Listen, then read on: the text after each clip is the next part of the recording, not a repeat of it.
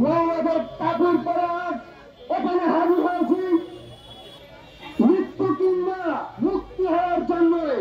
তখন এই ভারতের তালিবান শক্তিগুলো বাংলাদেশের উপর ভর করে বাংলাদেশের গণতন্ত্রকে হত্যা করতে চায়।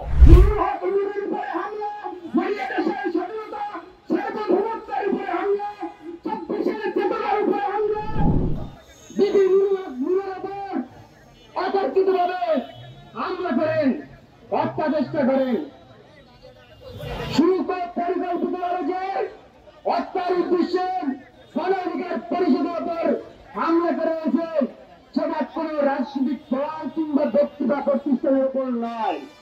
সেটা হচ্ছে গণবিপ্লব কিংবা জুলাই বিপ্লবের অন্যতম একটা শক্তির উপরে আঘাত করা।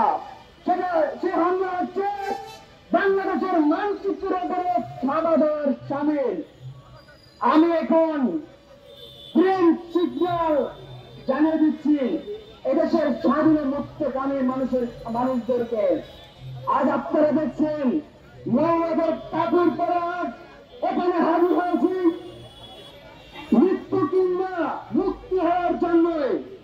এদেশ থেকে বিতাড়িত আল্লাহর দুশমন শরীয়তের হাকিমের দোসররা এখনো বিতাড়িত হয় নাই।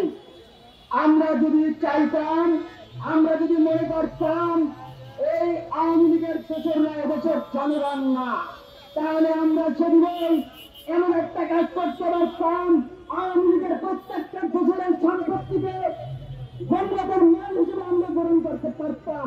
কিন্তু আমরা তা করি না। আমরা আমাদের হৃদয়ের পরিচয় দিয়ে তাদেরকে এদেশে বসবাস করার একটা সুযোগ করে দিয়েছিলাম। সংগ্রামী উপস্থিতি, সভাপতি নুরুল হক নুরের উপরে হামলা, দেশের স্বাধীনতা সার্বভৌমত্বের উপরে হামলা, 24-এর চেতনার উপরে হামলা, 24-এর 2000 শহীদের উপরে হামলা, 24-এর হত্যা লক্ষ্য ফয়সাল উপরে হামলা। জাতীয়বাদী বাংলাদেশের গণতন্ত্রকে হত্যা করে, গণতন্ত্রের মানদণ্ডকে নষ্ট করে, নতুন করে এই বাংলাকে সংস্কারের পথে যারা আগাচ্ছিল তার কিন্তু দুষ্ট জাতীয়বাদী করেছে।